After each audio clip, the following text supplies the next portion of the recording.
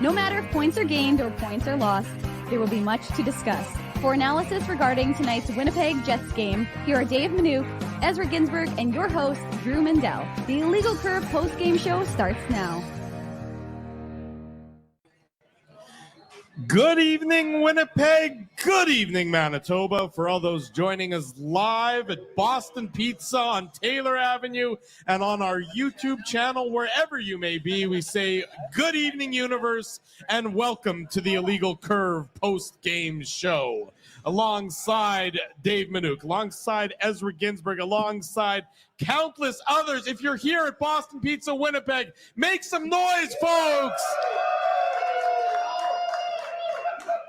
There you go. A tremendous turnout tonight to watch the Winnipeg Jets defeat the Colorado Avalanche by a 4-2 score. It's all part and parcel with the Illegal Curve holiday party. We say happy holidays. We say happy first night of Hanukkah for those who are celebrating. It's been a great night here at Boston Pizza Winnipeg, made all the better for those who cheer for the Winnipeg Jets by their impressive road victory against the Colorado Avalanche. The best way to bounce back from losing 3 games in a row, gentlemen, is to win 3 games in a row, and that's what the Jets have accomplished with tonight's victory in downtown Denver. Ezzy, good to see you next to me. Dave, good to see you a little bit on the right of me. Good to see both of you. Good to see so many of you here at Boston Pizza on Taylor Avenue tonight.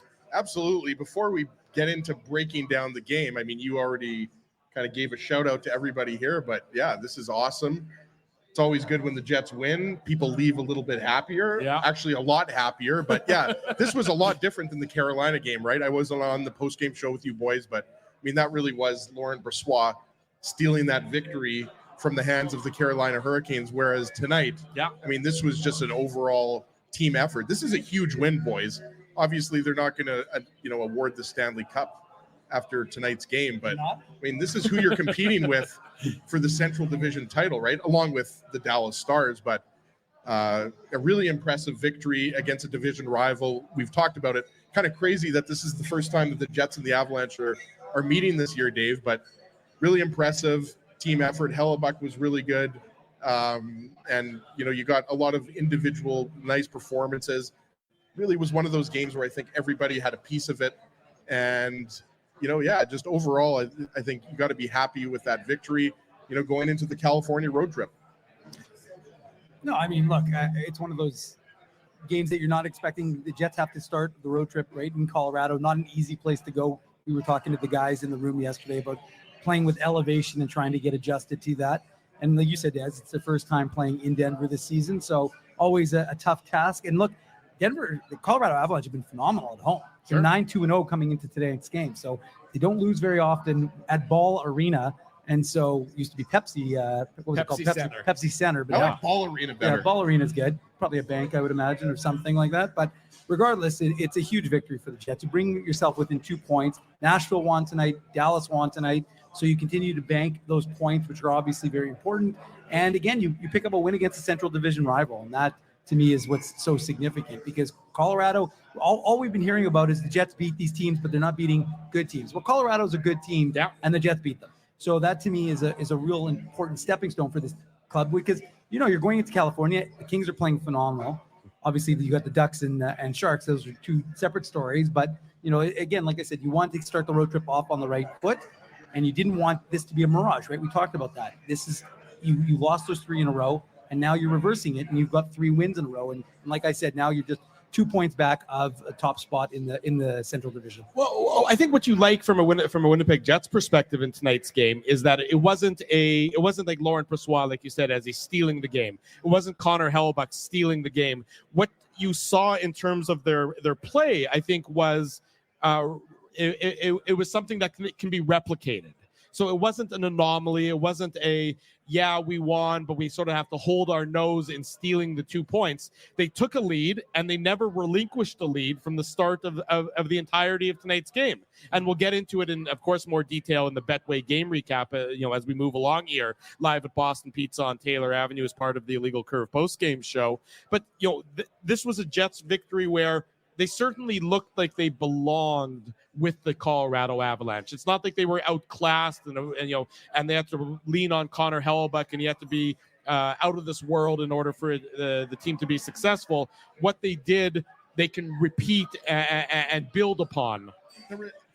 Further to your point, I don't think at any point in that third period, even though at the beginning of the first, let's say 5 to 7 minutes, it was all Avalanche, right? Right. But I mean, there's no way we can talk about this game and not mention the special teams, right? The PK is perfect, but killing off a 5-on-3, we've said this so many times over the years.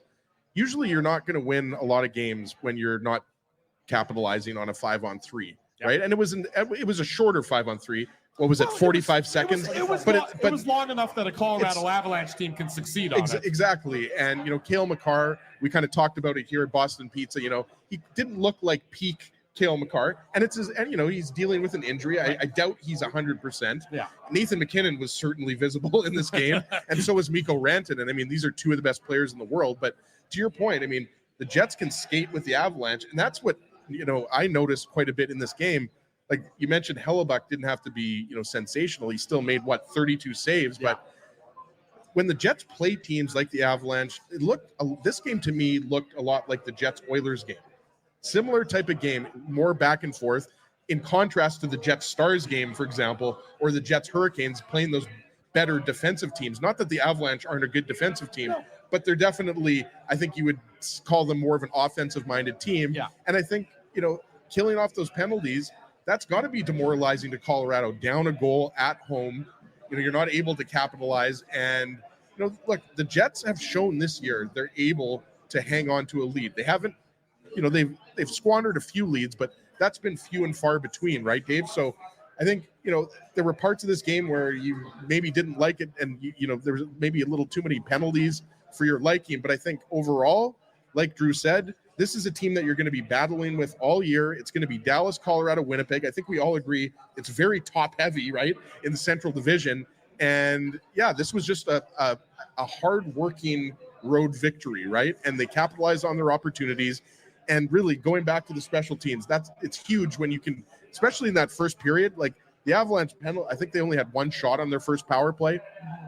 So I thought the penalty kill was a huge factor in this game, obviously. Yeah, I think you're right, Ezzy. I think you're hitting it on the head. I think the PK is something that you can't discount what Colorado can throw at you. And sure, people are saying, well, they didn't have Landeskog. Okay, but they have Rantanen, they have Makar, they have McKinnon. Landeskog for a year and a half. That's right. So it's not like that's an unknown thing. And the reality is they're still a very good team. And when you can when you can be 100%, that's a significant thing. And look, again, this was we were curious to see how the Jets would play tonight in Colorado. Were they going to be able to continue? Right? We talked about it. In Carolina, even though I know the less shots were, they'll say, from the outside, controlled. They really tried to, sure they're a high volume, a high shooting team, I should say, in Carolina. Right. But they expected a slightly different game because Colorado's more of a speed team. Yeah. And that sort of was the expectation. But I thought the Jets handled them for the most part. Obviously, again, they're going to get their chances. McKinnon made Logan Stanley look a little silly with that inside-out move. But again, Nathan McKinnon, he makes a lot of guys look silly with his inside-out moves. So, again, I think it's one of those games that it was an impressive victory because you're not, like as he said, you're not planning a parade based on a win in December, early December. But at the same time, you have to measure yourself. Look, we've talked about the Jets being really good against the East. Well, you have to be good against the Central, and you already are 0-2 against Dallas. You've had success against Arizona, who's a hot team, of course. So people forget about Arizona. They've won 5 games in a row, and they're charging. You've played well against Nashville. You wanted to have that reputation of being able to go up against Colorado and standing toe-to-toe with them. And I think they did that tonight, and that's a good way to kind of build confidence. The way Rick Bowness spoke today in the morning availability, which was really the afternoon, but the way he spoke morning in Denver. I suspect, I haven't looked at the schedule, but they might be off Sunday. tomorrow. They play again. No, Sunday. I understand when they're playing. I'm saying when they're on the ice again, because okay. he said Saturday. So I suspect that tomorrow's a day off and maybe they're practicing on Saturday. But again, like I said, that's more just to see what status with Vlad Nemestikov and that sort of thing. But again, it's just a really good way to start this road trip for this Jets club. Well, you know what was most impressive to me about their performance is that the structure didn't really change. No matter the point of the game, no matter the circumstances of the game, no matter what the situation was, their game looked very similar and how they attacked and how they defended looked similar throughout. So to me, that is a team that is buying into the system that the coach is preaching to them. This is the Winnipeg Jets team that used to give up high danger chances, by the bucket load. Right. And they've been one of the stingier teams at 5-on-5 in the entire NHL this year. And you're waiting for the other shoe to drop on that front, and you're constantly waiting for it. And so far, it hasn't, and there doesn't really seem to be the signs. They were able to maintain how they want to play throughout the course of the 60 minutes, and that's not easy to do against the Colorado Avalanche team, especially when the Avs are trying to press and they're trying to break you down. The Jets were able to maintain exactly how they want to approach the game. Right, and to your point about the high danger chances, the second period was the only period where it was a little bit lopsided. The Avalanche had 8 high danger chances, 4 at even strength. The Jets had 2. Remember, it was pretty lopsided, the shots. I think at the end of the second period, the shots were a little even, something like 16-12. But you're absolutely right, Drew. That is in contrast to last year. The big issue with the Jets, it wasn't every year. Exactly, and it wasn't. Look, the Jets have never had trouble, like major problems scoring goals. Right. It's been defensively, and that's what we talked about. Not just us, everybody, us and Remo, Winnipeg Sports Talk, Kenny and Rennie, everybody talked about, are the Jets going to be able to make those improvements defensively? And one thing, I'm sure we're going to get into this. You mentioned, or maybe it was Dave, mentioned the Nathan McKinnon goal, where obviously Logan Stanley looked a little slower, a little flat-footed. Yeah. But that Sandberg-Stanley pair, as the game progressed, it looked solid. And you mentioned this. Dylan Sandberg deserves a lot of credit for that. Sure. Because you look at the advanced stats with Sandberg and Schmidt. At one point, they were one of the best D pairs in the entire league at 5-on-5. And I'm not saying that, Logan Stanley, this was the best game I've ever seen from him. But, he was throwing his weight around a little bit, and he looked more comfortable as the game was going on. Now, I personally have time for Declan Chisholm to be in the lineup. So do I. And I think a lot of people were surprised, Dave, that Stanley got in over Chisholm. And, you have to wonder, too, about Nate Schmidt. And, at what point do you get concerned about how long he's been in the press box? Because I believe this is 4 healthy scratches in a row now, right? Three. Yeah. So, look, I think it's pretty clear right now that the Jets are going with a rotation. I don't know if we can say with certainty that Logan Stanley is going to stay in the lineup. Like, I wouldn't be surprised if Declan Chisholm goes back in. But I think to Drew's point, the Jets look similar from period to period. Last year, you would see it was helter-skelter. One period, the Jets looked good defensively. One shift to another, it was helter-skelter. And I mean, I think it was, emphasis. What we saw in the playoffs was just a continuation of what we saw in the second half of the regular season against the Golden Knights. The first game when the Jets won, everybody was saying this series might be over in 5 or 6 games. And then obviously the Golden Knights made their adjustments. It just was by the other team. Exactly. But I think you're right. I mean, this was a pretty solid road victory, right? Like the Avalanche, yes, I think they've only won 1 of their last 5 games now, something like that. Like they're struggling a little bit, or without Makar, maybe that's what the stat was. But I mean, look, the Avalanche are going to get another crack at the Jets in a week and a half? 16th, 9 days from now, Saturday night, the December 16th. Right. So, I mean, look, these teams are going to be battling all year long with Dallas for first place in the Central, I believe. I mean, there might be a little bit of separation at some point, Dave, but I do agree with Drew that, like, the Jets, even though you could say that last game they got shelled and they were peppered in a little bit and too dependent on Laurent Brossoit, this was not the case. This was about as even a game as you're going to see. Were there stretches where the Jets outshot the Avalanche pretty bad? Yeah, including the beginning part of the third period and the beginning part of the second period. But it's not exactly like Scheifele, Connor, Ehlers were, lighting it up today. I mean, I actually probably thought the fourth line was the best line tonight. Well, first period, David Gustafsson had 2 grade A scoring chances. I was going to say the comment I highlighted from our friend Dom Zappi is Gustafsson's best game of the year, and I tweeted that because I thought he was phenomenal. I didn't see that comment from Dom, by the way. Yeah, I know. So Dom and I, obviously, great minds think alike. But the point is that you're right, Ezzy. I really thought Gustafsson was trying to impose his will a little bit, and he was trying to play a little more of an aggressive game, playing obviously on the PK. But he, as he said, it felt like at least 4 or 5 good quality chances on net, and you want that from your fourth line. You want to see your fourth line contributing, and David Gustafsson is a big part of that fourth line. And he knows that based on the way things are going right now, doesn't want to be that odd man out. Right. And look, as he mentioned it, and we've gotten away from it a little bit, but I am curious to see what happens now with coaches. Coaches tend not to want to change a winning formula, right? You've now won 3 games in a row, but Rick Bowness's own words were talking about Nate Schmidt, and we won't leave him out for too long, or something to that effect. Not direct quotes, but if you need to watch it, you can watch it on YouTube. We have it on the little channel called The Legal Curve. But is there anything wrong with the rotation, by the way? Like, I feel like people, as soon as you have a rotation situation. I'll tell you why the rotation is working. The rotation is working because of Dylan Sandberg.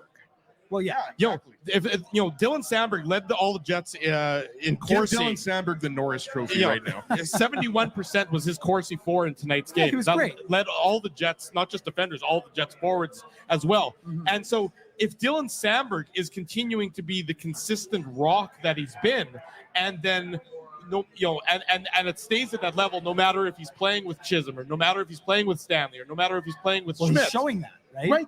Then Rick Bowness is way more comfortable in having that rotation, right? Because he knows that he can rely on Dylan Sandberg, and Sandberg will lift up whomever is new or back in the lineup playing next to him in a potentially rotation. Dylan Sandberg had the best even strength Corsi for, and that's right. Corsi is not dead. I mean, but like let's be honest here. Sandberg deserves a ton of credit for how well he's playing. Yeah, right. Like you forget, this is only his second year in the NHL, and some people might be tired of us talking about it, but like the guy is just consistently playing. Like he's that shutdown defenseman that they've been lacking, and for sure, offense will come. I mean, but nobody's expecting a ton of offense. Guys like Josh Morrissey, Neil Pionk, the sniper Brendan Dillon, like they have other guys on the back end that can produce, right? So Drew's right. Right now, you can put Schmidt, Stanley, Chisholm, and you don't have to work. Sandberg is the rock on that line. Right. I still don't necessarily, you don't want to have too many guys sitting, in the press box for 3 or 4 games. Well, that's why I think they'll probably bring Schmidt back, especially if you're playing like they're playing Anaheim, not exactly a strong team, so you give him a little confidence. Right. And Rick Bowness's own words. I mean, you don't have to believe us and think that we're trying to say this is what you should do. It's what the head coach has said.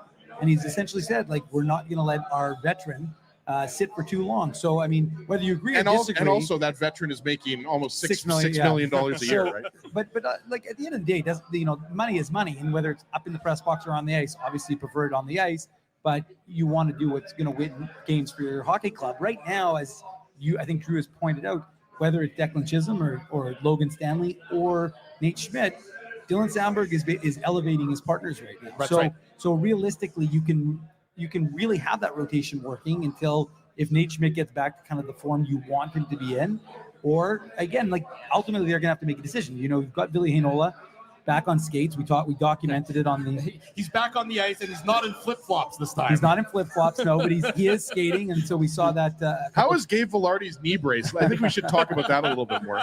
But the point is that Heinola is on the ice, and he's Rick Bowness's own words, a ways away. Right. So he's not coming back anytime soon, and he's going to go and play for the Moose, even though he would, for whatever reason, wouldn't say that he would go back and play for the Moose, but he's going to go play for the Moose because you need to get your conditioning up. Same as Declan Chisholm after not playing for 6 weeks.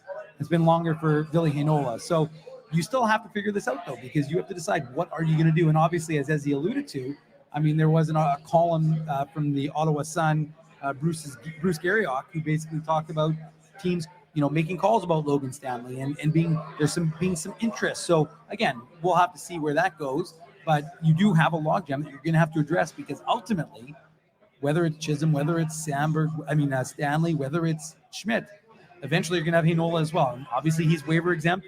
You could kick it down the line, but again, are you going to want to do that? Well, I mean, I think we see the pattern when it comes to the Jets defense. We know that they want to sort of have an offensive guy with a defensive guy, offensive guy with a defensive guy. Morrissey's the offensive guy, DeMello's the defensive guy, Pionk is the offensive guy, Dillon's the defensive guy. We know Sandberg's the defensive guy, so will Ville Heinola be the offensive guy? Will they go out and acquire somebody to be sort of the offensive partner in the duos? And that's not necessarily the conversation for here and now, but it's it's something certainly that the Jets brain trust and the Jets organization are going to have to figure out over the coming weeks and over the coming months. And right now, it's not these are good problems to have when it's not a desperate situation. And they're not in a desperate situation because they are playing such a structured brand of hockey. They're playing as good of defense, team defense, top to bottom,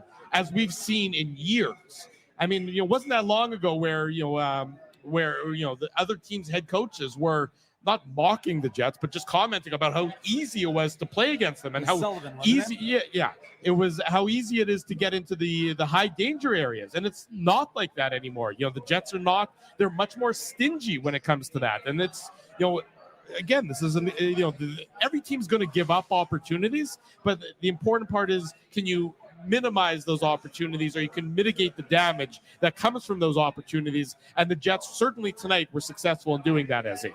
Yeah, and I would love to disagree with you, and obviously we don't want to get too excited after 25 games because we know it happened kind of around that 30 to 35 game mark last year. It was really in early January when things started to go wrong for the Jets, but look who they played tonight. Like, yes, you don't have Gabe Landeskog, you didn't have when people bring up Gabe Landeskog, it kind of makes me laugh because we know he's out for the year. It's not like anybody thinks Landeskog is coming back this year. It's been clear since the offseason. Right. But no Valerie Nichushkin, Sam Girard.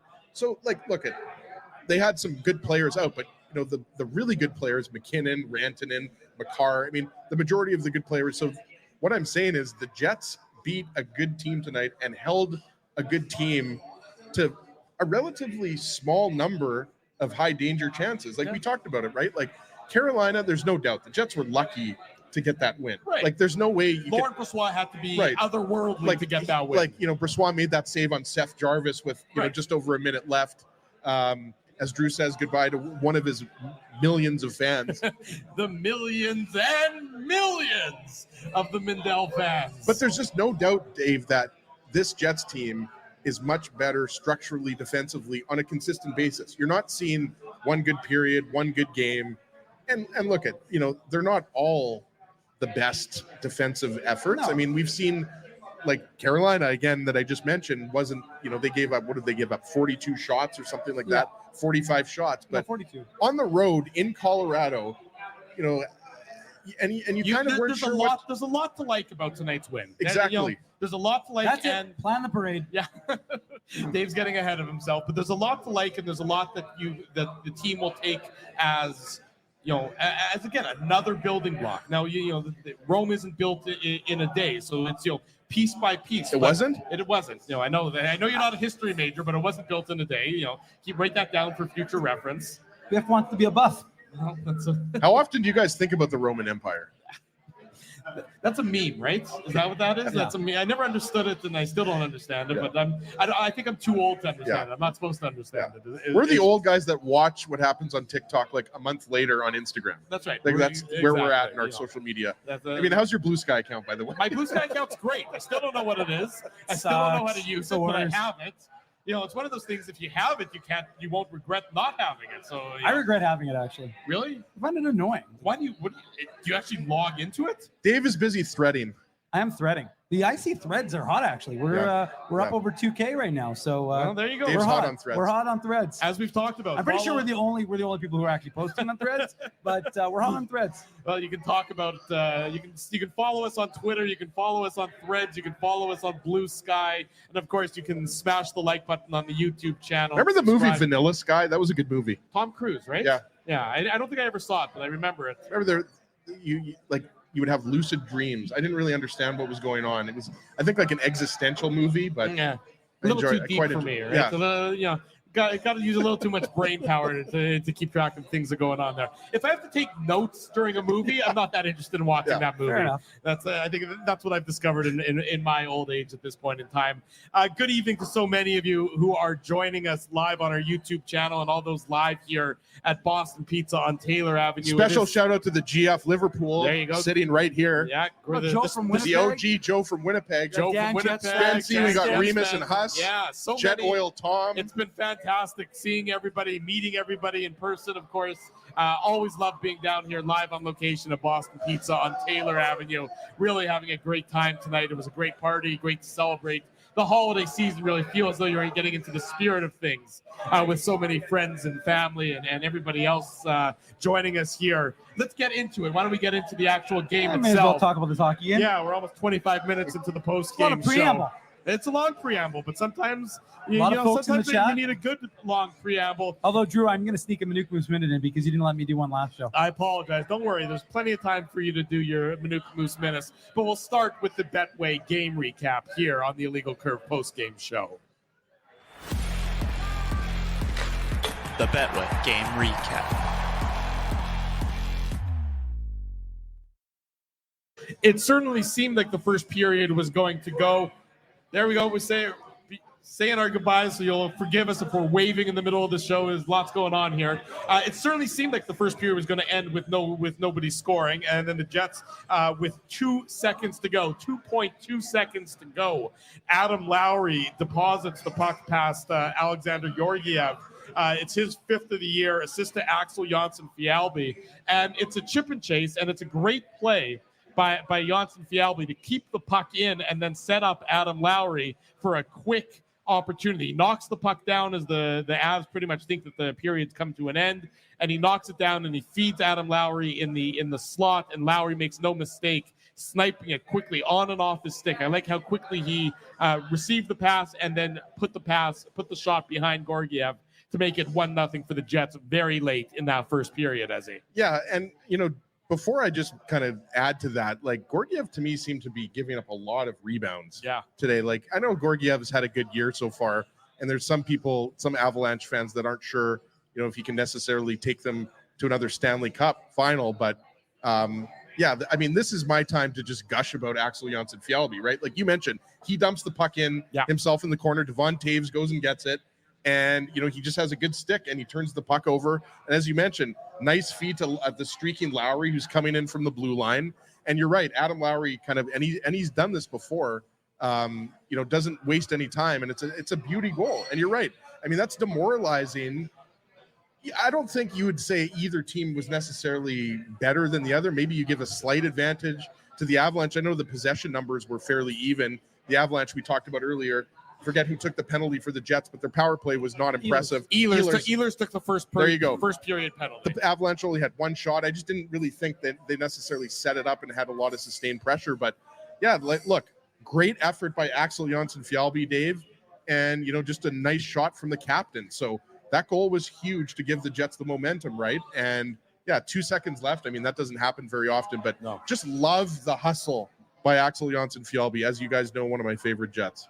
Playing to the shadow of the whistle. I mean, usually, with that opportunity, very easy to just chip it in and sort of figure, okay, the period's going to go and it's going to be the end of it. Instead, what does he do? He goes and he forces a turnover, with a great play, a guy who usually doesn't get a lot of credit for his offensive prowess or for his stick skills. But this one, he knocks it down out of midair, and he makes an immediate quick pass to Lowry, Dave. It's a really impressive, and it shows sort of the Jets look like they're dialed in, and they're dialed in all the way through the first 20 minutes, right up until the final buzzer, because, like I said, this very easily could have been a chip, and then sort of no chase really, because there's not going to be an opportunity for Colorado to transition. That goal's all, obviously Lowry has to finish it, Drew, to your point, but that to me, that's all Jonsson-Fjällby just giving 100% and creating that turnover, right? Like that, he deserves a lot of credit. Like, we mentioned the Avalanche have some injuries, Nichushkin, Girard, it was not your traditional injury, obviously. But, in previous years, you would be putting in, a Saku Manalainen or a Carson Kuhlman, all due respect. But now an Axel Jonsson-Fjällby, who started the year with the Moose, he's contributing and getting an assist on the primary goal. So, no Nemesnikov, no Rasmus Kupari. The Jets were fine. And the fourth line was the best forward line for the Jets in the first period and arguably throughout the game. Morgan Barron was good too tonight. Yeah, Morgan Barron played well. He contributed. And you're right, Ezzy. I mean, it is a play to show that you weren't just prepared to just sit back and relax and, okay, let's just get the intermission. Right. We're happy to be tied 0-0. Instead, you're still going for it. And you want to see Axel Jonsson-Fjällby. I mean, when you're a guy who's on the fourth line, played with the Moose, as Ez just touched on, and you don't know how much longer you're going to be in the lineup, you got to play every shift. And so it's his first, I believe his first point of the season. He was the first assist for Axel. And again, you use your asset. Your asset is your speed. And that's what he did. And he was tenacious. And so he goes into the zone, he gets that puck, and obviously Adam Lowry finishes it off. And, it's a big goal for him. And that he's wanting to contribute as the captain. And again, like I said, at the end of the day, hang on. There's a vagrant walking behind us here. Hey, let the man enjoy his fishbowl. Leave him alone. That's of course for those of you who've never met him, the man, the myth, what are you talking about? People have never met him. Well, the people in the chat may not. Everybody knows who Spency is. That is Spency Sutton, ladies and well, gentlemen. he just went downstairs. He just went downstairs, so we're good. But the thing is, Spency's not the shot anymore. But like, how sweet is that Zamnov jersey? It's pretty sweet.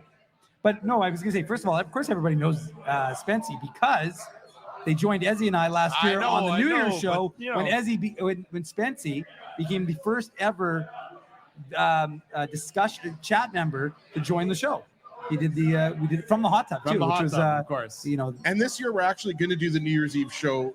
We're going to be in the hot tub this time. We're not going to just be joined by Spencer. I mean, there's no New Year's Eve show. It's weird because there's no New Year's Eve game. It's an afternoon game, so I'm not sure why you're going to be on air. There's not going to be any hockey talk. Right. It's going to be just drinking and smoking and just Ezzy in a hot tub is basically what it's going to be. You guys have already done the analysis of the goal, so I'm not going to go over it again. But it's just more about creating the proper environment and the proper. They're putting the fire behind your head now. That's Jet Oil Tom is putting the fire behind Dave's head. I feel that a boy Jet Oil. I feel Tom. the warmth. I'm feeling the warmth from my home setup. So they're getting rowdy here at Boston Pizza on Taylor. That's okay. Nothing wrong with that. Although now the fire's turned a little bit. It's a little bit muted, but regardless. Are Huss and Remus signing autographs over there? By the way, they're doing something.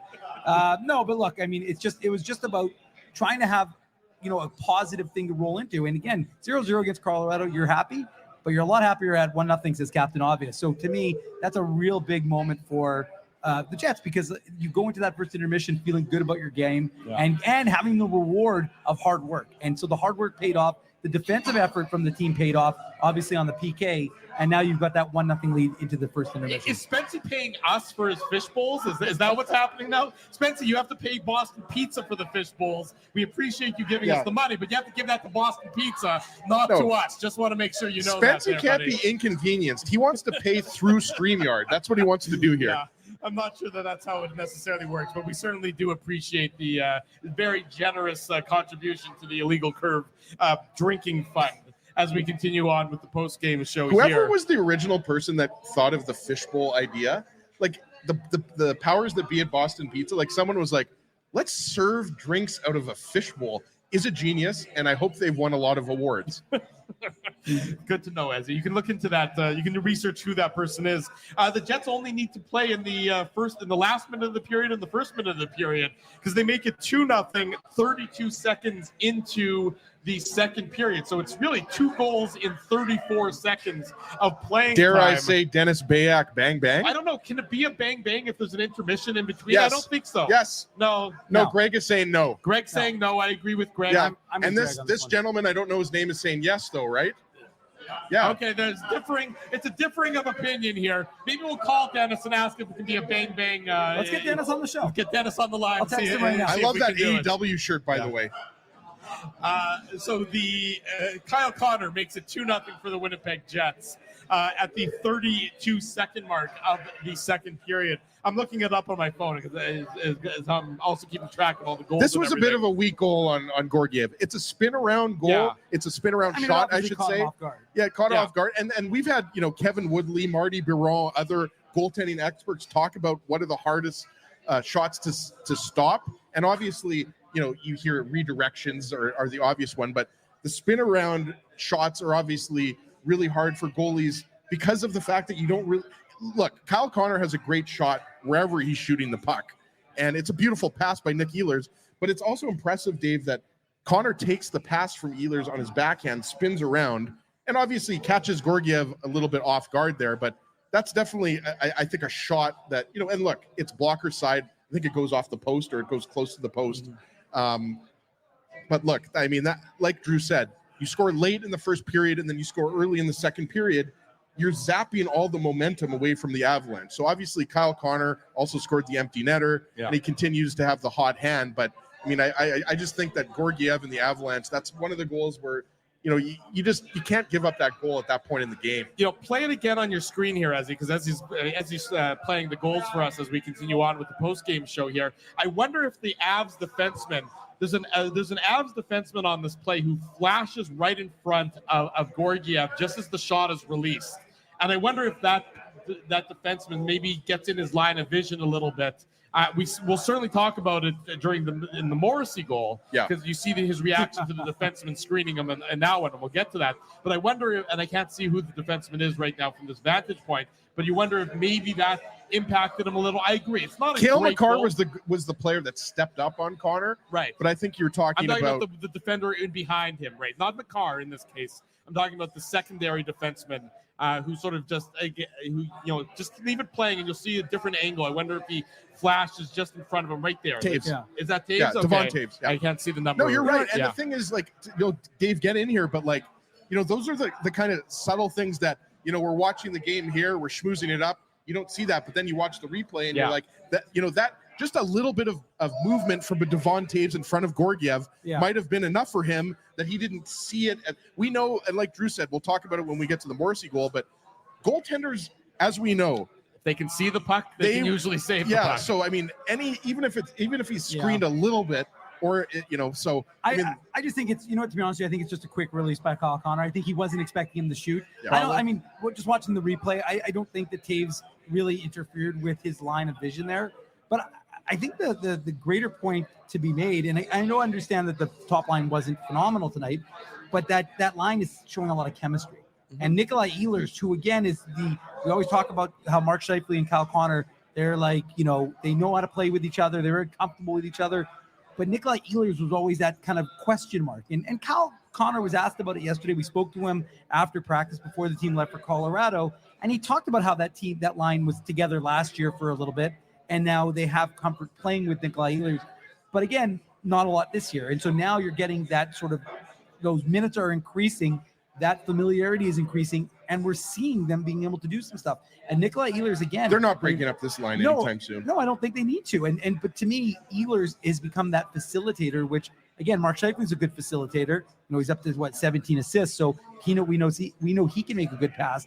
But again, 18. I guess that was his 18th on this goal, wasn't it? No, he didn't actually get an assist on this goal. It was Connor from Ehlers and Morrissey. Oh, that's weird Morrissey's because it looked like Scheifele touched the puck behind the net. But right there. Yeah. But it might be it jumped over his stick. Yeah. I thought he touched it, but regardless. I think Dave Manouk just got Mark Scheifele another assist is what just happened. Let's alert NHL.com. Dave's lobbying hard. No, I don't really care one way or the other, but except for my on pace for a little tweet. Your pedantic tweets can still be pedantic. Let me tell you, first of all, it's a stolen Ginsburg tweet. It's not a Manouk tweet. It's stolen by Ginsburg, but I still enjoy it, so I'm going to keep doing it. Regardless of that, to me, it's just like I said, it shows that Ehlers is really increasing his play. And we talked about it. When you missed training camp the way he did, he was going to be behind the 8 ball a little bit. He really seems to have caught up, and he's playing much better. Well, and also, just wanted to say one thing. I agree. The top line for the Jets wasn't fantastic, but they got a goal.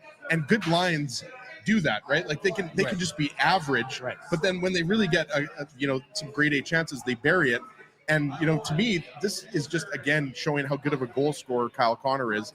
I hate to harp on that again, but taking that pass on the backhand, Dave, and then spinning around, at with speed, right, is just not something most players can do. Being an NHL goaltender. Ehlers can do it, yeah, obviously, but so yeah, we don't want to take anything away from Connor on that goal, and that line, I think, we expect more offense from them. Well, but I think what that line also has done, because they've been playing so well together, is it also allows Gabe Vilardi to sort of continue to ease his way back into the lineup. Because remember, when Vilardi left the lineup, him and Connor and Scheifele were playing so well together, and it was a matter of okay, when is that trio getting put back together? Well, now that Ehlers and Connor and Scheifele are playing so well together, it's not imperative that Vilardi be back up to that same level of speed, immediately off the start from his injury. I think you guys would agree that line, they were pretty invisible. Yeah, they tonight, were pretty, Cole Perfetti was hanging onto the puck and trying to make some things happen, but, Iafallo and Vilardi, look, these are good players, they've added a lot of depth to the Jets. Possession-wise, they were the Jets' worst line Right. tonight. And again, you're going to see that. And I agree. I think, Gabe Velarde, he's still, when you have that type of injury, he mentioned it, right, Dave? Like he mentioned that could have been worse. Yeah. Could have been season ending. Right. Said. So, I mean, I'm not too worried about Velarde specifically, but I still don't know if that's the right combination. Like I'm still on the, maybe you try Nino Niederreiter on the left wing of that line. But again, Lowry, Appleton, and Niederreiter were, again, good tonight. So you don't necessarily want to break up that trio. Right. But, yeah, I mean, when Scheifele, Connor, and Ehlers are possession positive and still creating, even though we talked about, like, tonight, aside from that goal, they weren't exactly, what you would normally expect out of that line, I guess. But a win is a win. At the end of the day, the Jets did enough to win this game, and they won it pretty comfortably, actually. And they were on the ice for 2 goals for and 0 goals against. Right. So often last year, they'd be on the ice for 2 goals for and 3 goals against, or something like that. So if that line can win the battles and get the goals while also not giving it up defensively, then that's certainly a good problem for the Winnipeg Jets to have. So 2-0 at that point in time. Early in the second period, and then Colorado pushes back as you would expect them to do. And it's a fantastic goal by Nathan MacKinnon, who, you take him for granted until you see a goal like this, because it's just... Well, that was cheat mode. Yeah. Like there's a few other players, but to me, there's really only 2 guys that do it like this. Right. And it's obviously McDavid and McKinnon. Yeah. And a lot of people are going to point out that, Logan Stanley was a little bit, flat-footed there. Well, you just can't. The problem is no NHL defenseman can be flat-footed against Nathan MacKinnon with a head of speed. Exactly. He's going to do that. I mean, he's going to do that to anybody he plays against for the most part. And he certainly made Logan Stanley look a little bit silly on this one. He also burned Connor Hellebuyck pretty good, right? So I mean, you've got him. You're absolutely right. He definitely cooks Logan Stanley here, because Logan Stanley's going right, and McKinnon's going the opposite way, and he has no chance to recover at that point. But again, he beat out Connor Hellebuyck pretty well as well, putting that puck upstairs. So I think that's what all game we saw. That's where Grandma put the lemonade. So I think that's where Nathan MacKinnon decided to put that puck, and then suddenly it's a 2-1 game. Right, 2-1. That was at the 2-minute 30-second mark of the second period. So just under 2 minutes after the Jets made it 2-0, the Avs cut it in half. It's MacKinnon assist to Devin Taves, and Malinsky getting the secondary assist on that one. The Jets respond in kind again. So, and it turns out to be the game-winning goal, which will also double as our Seagram's shot of the game.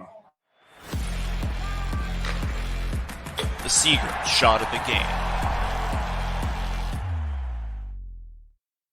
Big thanks to our friends at Seagram's for their continued support of the Illegal Curve post-game show. The Seagram's shot of the game tonight goes to Josh Morrissey, his 5th of the year, assist to Dylan Sandberg and Nino Niederreiter. And Morrissey just walks down from the point, and he's at just inside the top of the circle, and absolutely wires a puck past Alexander Gorgiev, who is screened on the play by his own defenseman and is none too happy about it. In fact, he gives his own defenseman a little bit of a slash to the shins, which I think is his way of saying, get the hell out of the way. In this instance, I think it must have been Sam Malinsky is who the defenseman is. It was Sam Malinsky. Sam Malinsky, not what I would describe as a household name on the back end for the Colorado Avalanche. And he's providing a screen on his own goaltender. And Morrissey comes down, walks in, and absolutely fires it off the far post and in to give the Jets the 3-1 lead, regain the lead to the 2-goal lead. And it's just a beautiful shot by Morrissey. And you know that Josh Morrissey, Cale Makar gets talked about all the time. In fact, I don't know if you guys read Larry Brooks in the New York Post this Sunday. He always has a Sunday sort of news and notes column, and he took a little bit of a veiled shot. Not even veiled. It was a shot at Cale Makar and saying it seems like the league has got a PR campaign talking up Cale Makar. I think he was saying, at the expense of Adam Fox is what I think where Larry Brooks was going with that one. Right. But advocating is what you're saying. Hold on, are you talking about Adam Fox's bagels? I don't know. That's a separate issue entirely. But Morrissey, I don't think Cale, all due respect, I like Larry Brooks. I know you like him too. Yeah. I don't think Cale Makar needs a PR machine. I mean, Makar could win the Hart Trophy. Of course, he's incredible. Right?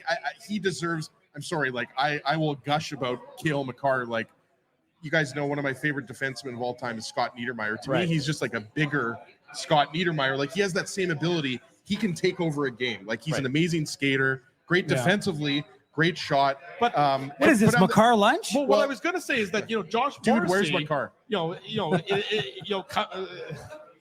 The people, the crowd liked that one there, Izzy. That was pretty I clever. got Well, I some didn't get a laughs reaction out of Timmy and Spency. I was Colby. looking at Spency. I didn't see Spency's any. focused on the fishbowl first and foremost. But No, Josh Spency's too popular. Morrissey, He's got other things to do. has been, definitely knows that he wants to be in that conversation, and he has been playing such good hockey for the last He's year quietly plus now. having a great offensive year, whereas last year, his career offensive year, what did he end up with? 70 points. He missed some time at the end of the season, but he's got 22 points. yeah, I mean, but quietly, right? Right. He's just almost under a point a game. Yeah, he's just under a point a game so far this year. So if everyone is expecting the regression for Morrissey from his offensive high last year. Whoa.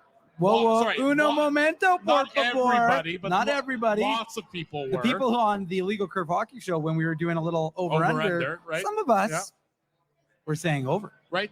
No question about it. But Morrissey came in, and in this goal, he takes the pass from Sandberg, comes down the line, and just absolutely wires it. And he's become a master at using the screen. Oh, But fantastic! that's what Getting his shots through, right? Yeah. And Drew mentioned Sam Alinsky, who obviously Georgiev gave the tap and wasn't really happy with the screen, but also on this goal, give Nino Niederreiter a credit. I forget if it was Jack Johnson. I think it's Jack Johnson who's on the third pair with Malinsky, right? Mm-hmm. Morrissey passes the puck to Niederreiter, and Niederreiter beats out Jack Johnson. Right. So does some good work along the boards to get the puck back to Sandberg. Yeah. And then we've talked about it. Like Morrissey, he doesn't have like the Al McInnes, Iafredi slapper, but he just knows where to put it, Dave. Yeah. And just that goal was obviously huge. Again, later in the second period, it was 1-goal game at that point. Right. And that we always talk about the insurance. That gave the Jets the insurance, and they had some breathing room with a 2-goal lead.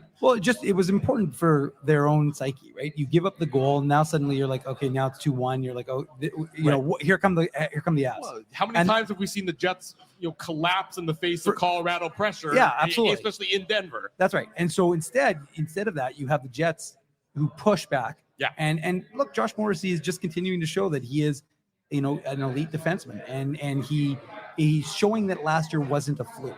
And he talked about the confidence that he got from Rick Bowness and how the coaching staff wants their defense to contribute. And that's one of the things we know that Rick Bowness has talked about it. He needs more from the defense. He wants more offense from the defense. So to me, that has been like critical. And Josh Morrissey obviously is the biggest, despite Desi's joke about Brendan Dillon being the sniper. I mean, Josh Morrissey is the guy who you're expecting to be the one who's the main contributor in that realm. So look, I mean, he's just his heads up player, and he just makes those types of plays. And credit Nino Niederreiter. And we got to talk about the signing of the deal and everything. We did a little bit, but the point is that he's such that contract makes almost too much sense. It's like 3 years, $4 million a year. Yeah. For a third line guy who can play in the second line, who loves playing in Winnipeg. He's become a fan favorite. I didn't hear one person criticize the deal. Yeah, not one person. Everyone just said, "Yeah, that makes a lot of sense." I think a lot of other general managers criticized that it happened so early before they could get their There's no question. try and get their teeth into them. I really would advocate that people listen to the Niederreiter interview from Jets on at noon with Jim and Cam, which is on a little site called thelegalcurve.com.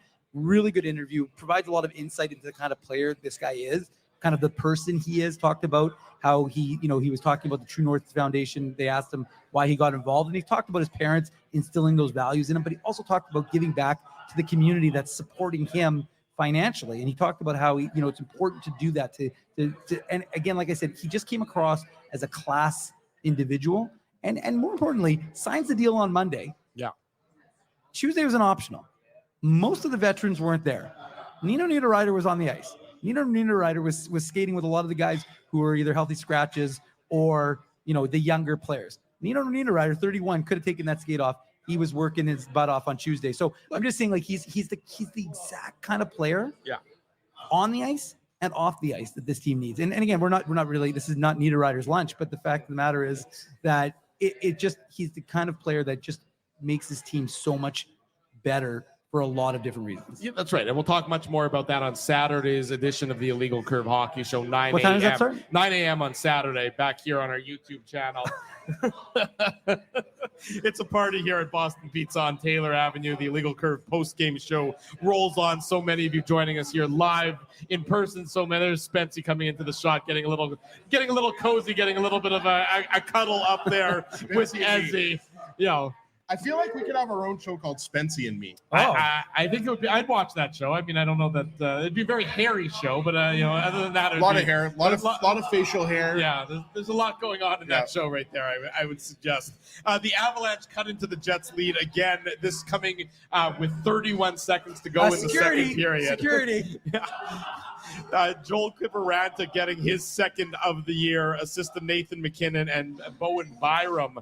This late in the second period, the Jets get caught running around a little bit, and it was sort of a weird one because it went in, and then players stopped, but the play didn't stop, and it was only after the review did they realize that the puck was in and out so quickly. It's just not a great play by the Winnipeg Jets. Jets defense was lacking. It was lacking is a very nice They were way standing of putting around. it. They were standing around. The Colorado was, and I think the Jets actually were fortunate that this happened. You sort of felt as though Colorado was building the momentum, late in that second period. They had a number of opportunities. I think the Jets, you give up the goal, but then the period ends, and then you can go back into the dressing room and you can sort of recalibrate yourself, still with having the 1-goal lead after 40 minutes. Right, and we talked about Nathan McKinnon, obviously, Dave, on the first goal. Yeah. But I mean, Brendan Dillon goes for a hit on the boards, misses him. Mm-hmm. So Nathan McKinnon goes around. Then Neil Pionk, he has to make a play on McKinnon.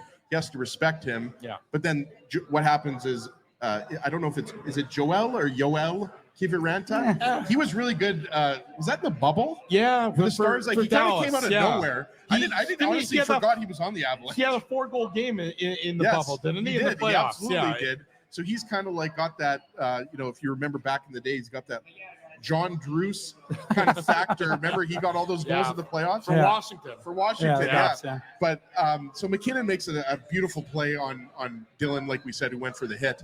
And then Kiviranta, because Pionk goes over to commit. I forget who else was.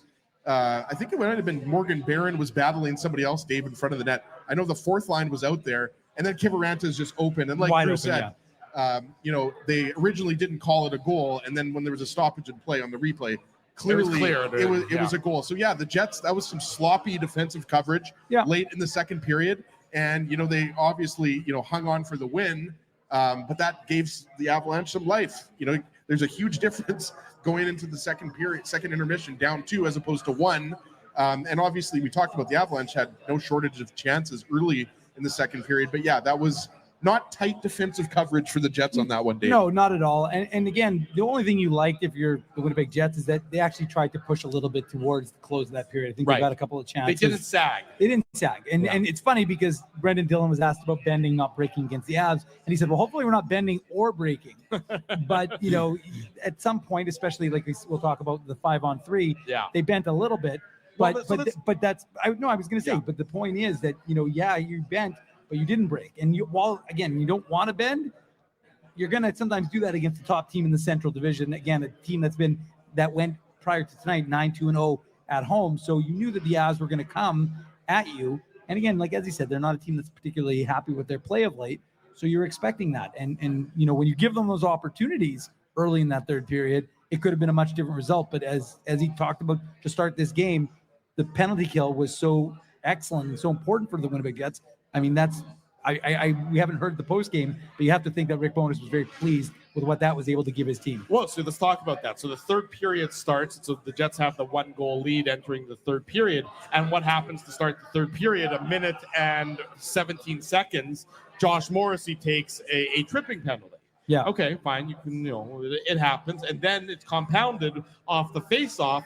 Dylan Sandberg high sticks Miles Wood, and Miles Wood went down like he was absolutely shot on that play. But nonetheless, it was a penalty, no question about that. And the Jets are going to be shorthanded 5-on-3 for 46 seconds. So it's early in the third period. You've got a 1-goal lead. You're 5-on-3 against a very dangerous, very talented Colorado Avalanche team.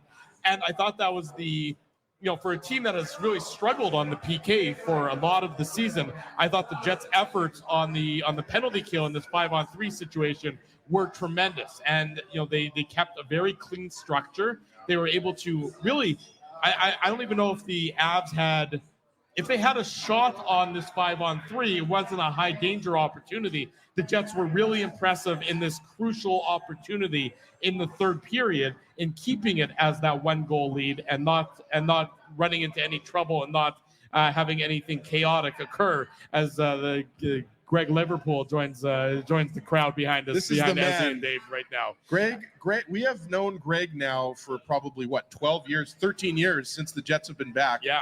He was the original Hustler and Lawless caller, right, Greg, on CJOB. There's Hustle over there. He's glad Greg. Number one. Huss is saying number one. He's in the corner GF there. Liverpool is absolutely number one. And yeah, you're right. I mean, that penalty kill was huge, and it just felt to me like that 5-on-3 for the Avalanche. Yeah, they just seemed to be rushed, and they never really got set up. And credit to the Jets penalty killers. Like, the penalty kill has been pretty good all season long. Maybe not so much, as much as last year. But you're absolutely right. I mean, that could have been. Not only could the Avalanche have tied the game, they could have taken the lead. Well, at that point in the game. Sure. So I mean, after that, the Jets did a pretty good job of shutting things down and not letting the Avalanche get too many chances. But again, you can't say it enough. Well, I was going to say, so after how good the penalty kill was. After the Avs had the 5-on-3 and they don't succeed on that 5-on-3, I'm trying to remember in the course of that third period where they're pushing to tie the game. Yeah. The Jets did a really good job at not giving up much. They were pretty stingy in that third period. And again, I don't want to jump to the end, but when the Avs were the team that were chasing, it was actually the Jets who had the puck and had possession and were pushing. At about the 2.5 minute mark, you're absolutely right. About the 2.5 minute mark. So when there's about 2.5 minutes to go in the third period, I know, and this is what you're talking about. Yeah. The Jets held possession in Colorado's zone for a solid 45 to 60 seconds. Yeah, kill time. Well, and it was interesting because Colorado was sitting there, and as he says to me at one point, he goes, Colorado knows that they're the ones who are down a goal right now because they certainly aren't playing with that sort of urgency. Yeah, they didn't have a lot of desperation there. Not at that point. And look, I mean, credit to the Jets. We talk about bending and not breaking, and that's what I thought that they did. And look, they were outshot 7-1 to start that third period. And ultimately, Connor Hellebuyck was good. Yeah. And the team was good defensively in front of him.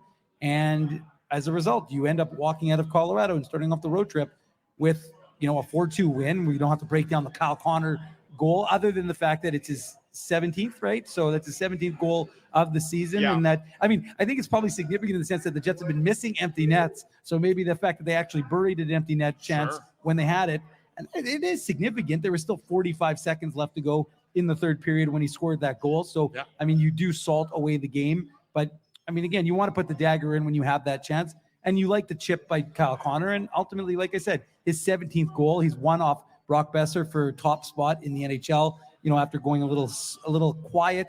I think it was 5 games without a goal. Now he's got some goal scoring going on right now. And ultimately, if Kyle Connor's hot and that top line is hot and Connor Hellebuyck and both goaltenders are playing well, the Jets are feeling good defensively about this team and offensively, and that's a good thing. And especially it's a good thing because, remember, Gabe Vilardi is still not playing at a high level yet. And you're not expecting him to be. He said he goes, look, I have a high expectation for myself, but even I'm aware of what my limitations are based on how much time I've missed. Same as, a lot of these guys, like Ehlers, we're just talking about Ehlers kind of rounding out into form, and he's been playing, right? So, a lot of, when you miss that kind of time, it's always going to be a bit of a difficulty, and now we're seeing it. But the nice thing for the Jets is that you're not, and I know you mentioned this earlier, Drew, but you're not rushing Gabe Vilardi back into those high pressure, 24 minutes a game. You're allowing him to play on that second line or third line or whatever the hell we're calling these lines. Right. But ultimately that top line is getting it done. And now you've got 3 goals for in this game and you end up winning the hockey game. A 4-2 victory for the Winnipeg Jets. They win 3 in a row as they start this road trip that's going to take them to California for the next few games, of course, starting Sunday as they face the Anaheim Ducks. So great victory for the Winnipeg Jets to start it off against the Central Division rival Colorado Avalanche. Jets next in action, as I mentioned, on Sunday. We have the Illegal Curve Hockey Show coming up for you on Saturday morning, but don't go anywhere. We still have much more to come here on the Illegal Curve post-game show. We got a Tough Duck hardest hitting comment to give away. Dave's going to do a Manuk Moose Minute. We got much more to come. We're live at Boston Pizza on Taylor Avenue. We're live on our YouTube channel. I need to plug my computer in before my battery dies because that would be pulling a Ginsburg, and Lord knows I wouldn't be able to live that one down. You can just share my computer. No, I mean, I could share your computer, but I'm going to plug mine in any event. Much more to come. It's what night is it? It's a Thursday night. Thursday night. It's the Illegal Curve holiday party, the Illegal Curve post-game show.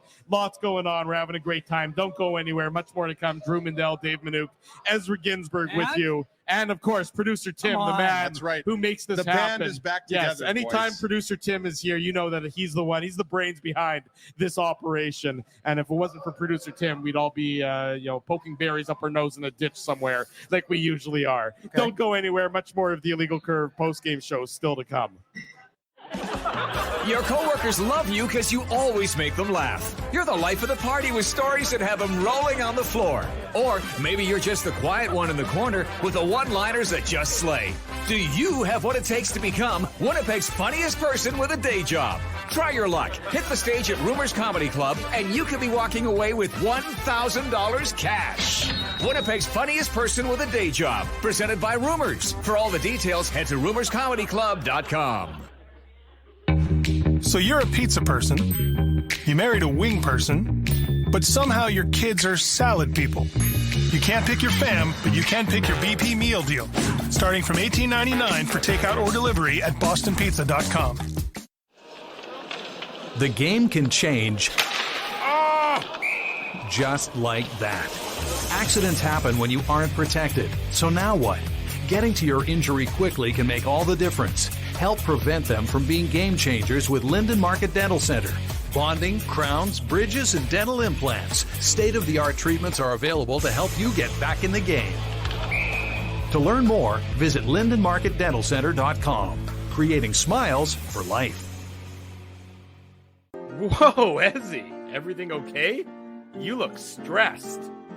Of course I'm stressed. We're moving, the house is upside down, the kids failed miserably at packing the fine china, and my life is in chaos. Chaos! Yes, that does sound like a problem. What am I going to do? Ezzy, relax. Rolly's Transfer Moving and Storage is the answer. With 60 years of experience in moving Manitobans and a track record of exemplary customer service, one call to Rolly's and your stress is gone. No job is too big or too small. Just visit Rollies.com and they will take it from there. Thanks, Dave, and thank you, Rollies Transfer Moving and Storage, online at Rollies.com. Boston Pizza harnessed Fanalytics to test if the game is better at home or at Boston Pizza. The results are irrefutable. Catch the game at Boston Pizza, powered by Fanalytics. For 3 generations and over 80 years, Tough Duck has been making apparel that works and plays as hard as the people who wear it. From jackets to work boots and everything in between, Tough Duck's clothing can handle the harshest environments, even the Illegal Curve hockey show. Work to live, live to play. Visit toughduck.com. Thursday evening, we're back on the Illegal Curve post-game show live at Boston Pizza on Taylor Avenue. And, of course, for everybody joining us live on our YouTube channel, we appreciate everybody here live on location. Appreciate everybody watching us wherever you may be joining us from all around the globe. I have to say, sorry, Drew, it's great to see Huss. Like, it's just great that Huss and Remus were able to join us here at BP Taylor. But I love seeing Huss and Remus like in their element, because like we don't get to see them in their element as much as we did back in the TSN 1290 days. Just like watching them have like conversations and just like, you know, like scheming and everything like that. Scheming? I've missed that. What Are they planning on robbing the place? Like, I don't understand. Are they planning on stabbing you out? Like, what sort of scheming are you? Hustler, what kind of scheming are you doing that Ezzy's talking about? I meant positive scheming. I meant like scheming for tomorrow's Winnipeg Sports Talk. That's called planning, Ezzy. If you're not subscribing, it's by called the planning. way, subscribe to Winnipeg Sports Talk and join them Monday to Friday daily at 1:00 p.m. As apparently they gather up people to scheme, like they're the bad guy on Scooby-Doo or something, and you meddling kids ruin it for everybody. I see that we have to give a shout out. I see that Perry William Cousin is in the chat, and we have to give Perry a shout out. Absolutely. He sent to Ezzy, and we're going to debut them on Saturday's show, he made for us, custom made for us, these Italian alabaster stone Inukshuk necklaces. They're awesome. And they are they're fantastic. And we'll have them with us on I meant to Saturday bring show. them I know tonight, you meant to bring them, but, Ian. you know, I you had had one job, Ginsburg. Yeah, just one job. You But, know. you know, I was, you know, we were having a little Hanukkah party at the house. I was excited. Yeah. I had 4 jelly jam busters. So There you go. unfortunately, I didn't bring the necklaces, but I will bring the necklaces. I'll drop them off to your house or something like that, but we'll have them. But yeah, Just let me thank know you when you're coming so I can make sure that I get an exception to the restraining order so you're allowed on my property. Fair enough. But anyways, we want to say thank you to Perry for sending those our way. It's just a wonderful gesture. And Perry, I can see that you're in the chat. It's just we do greatly appreciate it. We love you, Perry. And we're going to show them off on Saturday because as you sent the photos around, and they're tremendous. It really is so wonderfully considerate of you. So thank you to Perry for thinking of us and making us this beautiful jewelry that we'll be able to demonstrate on and show off on Saturday's Illegal Curve Hockey Show days. I don't think we're going to be demonstrating them. I think We're going to be displaying them. Yeah. How about that? No, that's a better word. Okay, displaying is better. I just hope that Drew's still wearing a shirt. Like I hope this isn't Drew isn't using this as an opportunity to go tarps off. I don't want to see Drew's swarthy body wearing just his white skin against the white alabaster Italian. Like Spency and I might go tarps off in the hot tub in Sage Creek, but we don't want to see Drew doing tarps off on Saturday's show. Exactly. Well, I will say thank you to Perry though. It's always appreciated when folks do stuff like that for us. So thank you for sending it to Ezzy. We really appreciate it. And it's been a good show. It's been a really good show. I want to give Ezzy the option. Ezzy, do you have a tough luck hardest hitting comment, or do you want me to do Dave's the Manuk Moose? What do you want first? Manuk Moose minute? No. Well, I never want to stand in the way of a Manuk Moose minute. Okay, so that's what we'll do here. It's the Manuk Moose minute on the Illegal Curve postgame show. Put on your antlers. It's time for the Manuk Moose Minute on the Illegal Curve Hockey Show.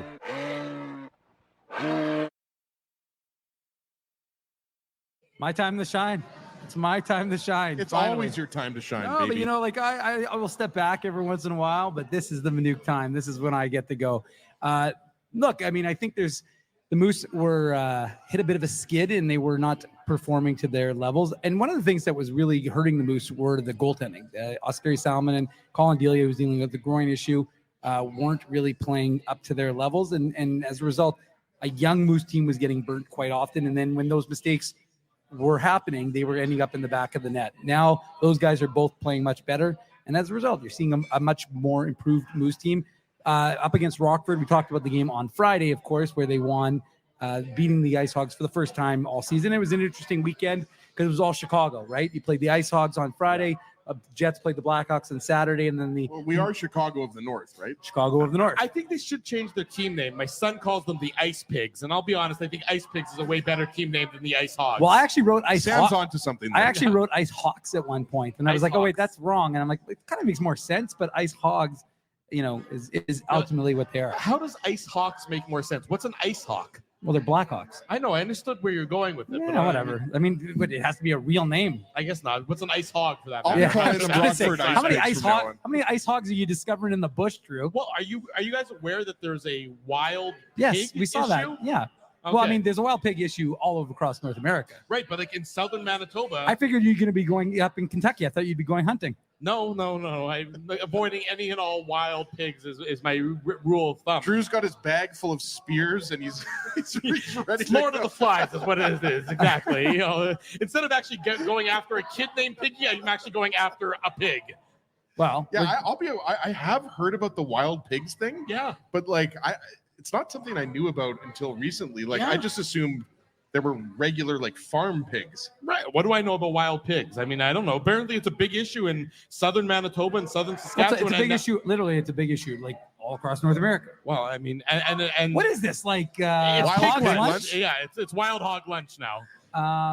We don't know where you were going with your can we get back to the Ice Hogs? Because so far, I don't know what the hell we're doing right now. But go for it. Look, I mean, it was first of all, it was the RCMP 150th anniversary. Those jerseys were sharp. Yeah, those jerseys were they did a really good job on the jerseys. And those were, you can see them there featured on the Illegal Curve Instagram and on a variety of our social media, so we've got those posted everywhere. But they did a really nice job. The Moose really do, generally speaking, do a good job with all of their specialty jerseys.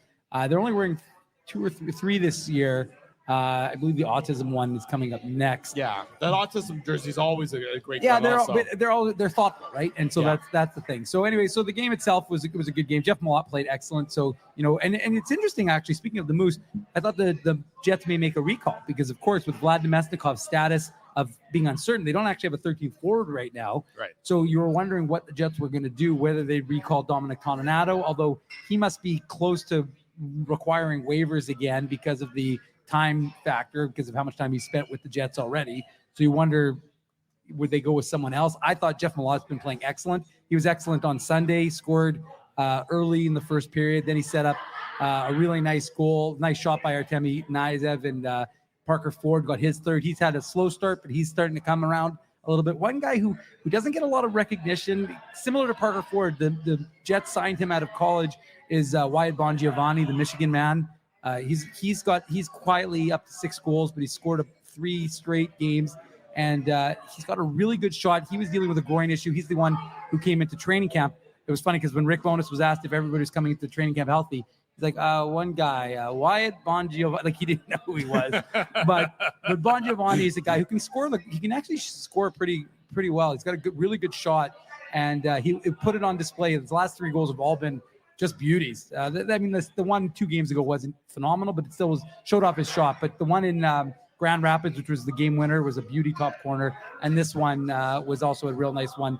So the Moose ended up cruising to a 3-1 win, but they've won 2 in a row, and they headed off to Calgary this morning. They've been practicing. One thing of note, Kyle Capobianco. We're getting past the note. Should I read it live on air? I don't know if I should read it live on air. Guess who likes Ezra is the most handsome member of Illegal Curve, and it's not even close. No, but I was going to say that quickly. The Moose are dealing with some minor injury stuff. Kyle Capobianco is dealing with a minor hip issue, as according to Mark Morrison, and Dominic Toninato was out for maintenance, as was Chaz Lucius. They practiced in Calgary. Of course, we don't know what happened with them today. They're taking on the Wranglers, and much to their chagrin, this is sarcasm, Dustin Wolf, the back-to-back AHL goalie of the year, called up to Calgary to replace Jacob Markstrom, who broke his finger. So they will not face Dustin Wolf, and they will also not face Alex Gallant, who, if you recall, Jeffrey Viel and him had a knock him out, drag him out, all-offense fight. Rock 'em, sock 'em. Yeah, it was whatever you want to call it. It was a fight I've never seen. Fists of Fury? I've never seen anything like that in my life. I mean, it was just Street Fighter 2. It was like Bob Probert style, like Bob Probert, Ty Domi, like Troy old Crowder. school. Yeah, Troy Crowder. Like just like a fight I have never seen before. I remember I talked to Jeffrey Viel about it. So yeah, there wasn't a lot of offense in that fight. I'm like, no, there wasn't. Did you tell Jeffrey Viel about my joke, the try the Viel?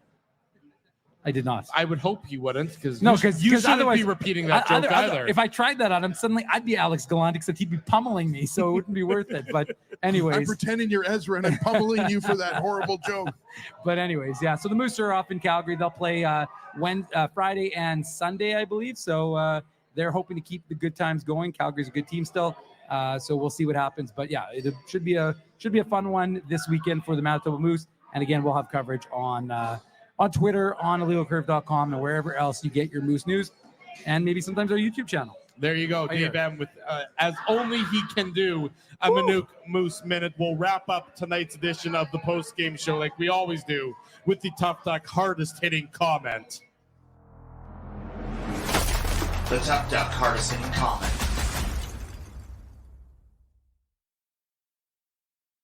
Before we get to that, the note we were passed by our good friend GF Liverpool. Apparently there's a pending transit strike that could have an effect on travel to upcoming Jets and Moose games. He'd like us to remind audience of that. So if you're planning on taking, is it still transit, Tom? Is that if you can still take? Okay. If you're planning on taking transit, Tom, there's a work stoppage might have an impact on that. So plan accordingly to get to wherever you need to go. Maybe downtown. People could take the water taxi. Maybe that's still going. It might still be. It's warm enough. It's not like the river's frozen. Yeah. So is the water taxi still working? And Dave's wearing shorts right now. So I mean, it is December. If you need a 7th. ride to the Jets game, just call me. I'll give you a ride to the Jets game today. What do you want from me? I mean, sorry, the kids were playing soccer. I mean, it's a warm day. Hey, anytime I can see those Dave M legs, then I'm quite happy to see those calves. These are championship calves. Those are some good-looking legs. Are those calf implants? Are those legal? I'm not sure those are legal anywhere other than Brazil. They're not street legal. Okay. Ezzy, Tough Duck Hardest Hitting comment? Yeah, I want to thank everybody in the chat. Very lively, mainly Spency, who's live on location here at BP Taylor and in the chat. So Spency obviously is always doing it up real big. We're going to give it to a winner from I think last year, or maybe the first year we were doing the post-game show, a very loyal Illegal Curve post-game show chatter. We're going to give it to Leslie Mitchnick. Like this comment here, I've got it up on the screen. Just finished watching the game. What an effort by the Jets. PK was great, and the fourth line was awesome. They didn't give the Avs a lot despite giving up more than 30 shots. Love that comment from Leslie because I think he kind of sums up the game there. I mean, obviously, we gave the Seagram's shot of the game to Josh Morrissey. Adam Lowry scores the goal late in the first period. That was huge. But really, I mean, this was a team effort. And, it wasn't very one-sided except for, we talked about it a little bit in the second period there. The Avalanche were all over the Jets. Same thing early in the third period. Yeah. I think the shots were 7-1 at one point. But love that comment from Leslie. He's a two-time Tough Duck Toque winner. So send me an email, Leslie, Ezra@illegalcurve.com. So shouldn't you already have his email? That's true. His address? That's true. I'm like, he's already won twice. That's a good point. So Leslie, email me if your address is changed. That's it. If not, I will go back into my Gmail account and I will find your info. But yeah, Leslie, you are tonight's Tough Duck winner. And maybe I picked Leslie because that's my mom's middle name and my sister's middle name. Oh, it's also my uncle's first name. It's a great name. Yeah, there you go. And our really good friend Hart's mom's name. There you go. So love Leslie. Great name. There you go. Congratulations to Leslie, the winner of tonight's Tough Duck Hardest Hitting comment here on the Illegal Curve post-game show, coming to you live from Boston Pizza on Taylor Avenue, coming to you live. It's been a great night. It really has been a ton of fun. Any quality time that we get to spend with Greg and Spency what do you mean? and everybody else? Yeah, name everybody else. Like all the greats. All the great make some noise, fans, and all the fans who are still there. You go. It's getting closer to midnight, and the party is still going strong here at Boston Pizza Taylor. We have to say thank you, of course, to the team at Boston Pizza Taylor, the serving staff who've been taking great. How about a round of applause for the serving staff, everybody? There you go. They've been doing a great job taking care of all of us all night long. They saw us hooligans come in and they didn't barricade the doors, which is always a nice touch. That would have been my immediate reaction. But nonetheless, they kept the lights on and they kept the doors open for us to enjoy the Jets Avalanche game, to enjoy the post-game show, to enjoy the camaraderie and the friendship that was on display here earlier tonight. Want to say a big thank you to, of course, to all of our sponsors who make this a possibility. Our friends at Rumors Restaurant and Comedy Club, Linden Market Dental Center, Zappia Group Realty, Betway, they're the title sponsor here of the post-game show. Tough Duck, Boston Pizza, that's of course where we're at right now. Stay tuned for information on the next live on location broadcast. Well, hold on. What? The next, okay, I meant the next live on location broadcast. Yeah, but you said here you at didn't Boston say that. Pizza. But you didn't right. say that. I'm going to jump in because you Please didn't say go ahead. it. Well, hang on. Let me mention, of course, Farmery Beer, official sponsor, home of the Illegal Curve Lager. Are we, by any chance, going to be at Farmery Brewing, Dave? We will. December 16th, the day the Jets play the Colorado Avalanche, from 9 till 11. We'll be doing the Saturday show at our friends' Farmery retail location, 2 Donald Street. So come join us at Farmery, and you can visit us, get some good deals. We'll get some deals on IC beer if you want to buy it. They've got advent calendars. They've got all sorts of things you can buy. But come down, say hello to us at 2 Donald Street, and we'll be doing that show live from it might be Ezzy and I. We don't know if Drew's going to join us, but we'll for sure at least 2/3 or 3/3 of the show. So I need to stay sober at 9 a.m. if you two are drinking heavily.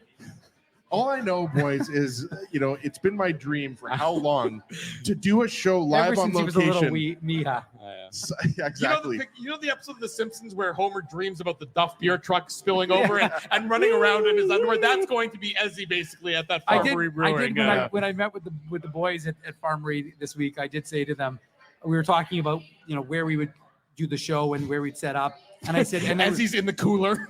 Well, I know. Thankfully, we're going to be previewing the Jets Avalanche game, and mid-thought, I'm just going to look and realize that we're in a You're that surrounded by we're surrounded beer. by beer, and I'm literally just gonna like start pulling beers out of the box. I did say and that there's drinking them. cases, like as you having cases of beer around, it's probably, and they're like, well, what should we do? Should we do a backdrop? I'm like, well, They're all going to be empty boxes. Well, it's going to be ice. It's actually even going to be worse because it's going to be IC beers and stuff like that. So it's going to be, it's going to be quite nice. But my question is, can Ezzy do a show while doing a keg stand at the same time? That I'm not. Can you handle that, or is the blood going to float? Is it going to flow to your head too much? I'm very washed up now that I'm 41. My big partying days are behind me, but yeah, I can do it up. There you go. So we're going to be at Farmery Brewing, number 2 Donald December Street, 16th. Saturday, December 16th. So that's not this Saturday. That's 9 days from now. So you can look forward to joining us there for that edition of the Illegal and Curve that will not Hockey be Show. Spency's lunch. No, that will It'll not be Spency's breakfast. It'll be Spency's. It'll be beer for breakfast. Spency and I still have to figure out when we're going for lunch because we're both working Why men. don't you go right after the show? December 16th. Yeah, it's a good call. Yeah. Yeah. I'm sure that'll go over real well. You're just going to leave the family for another hour, an We'll hour get and a half couple in the of middle Illegal of a Curve Saturday sandwiches morning. and I can see. Yeah, be a nice little afternoon for us. Yeah, divorce will happen immediately afterwards for you too. I can't see any problems with this plan whatsoever that you're going for. But I enjoy. Spency, do me a favor. Drop him off at 625 Nairn at KMMG because that's where he's going to need to go. Naomi, I'm leaving you for Spency. She'll totally get it. I mean, I think she's seen it coming. She's going to celebrate it. Never mind. She's never mind going to get it. She's going to celebrate it.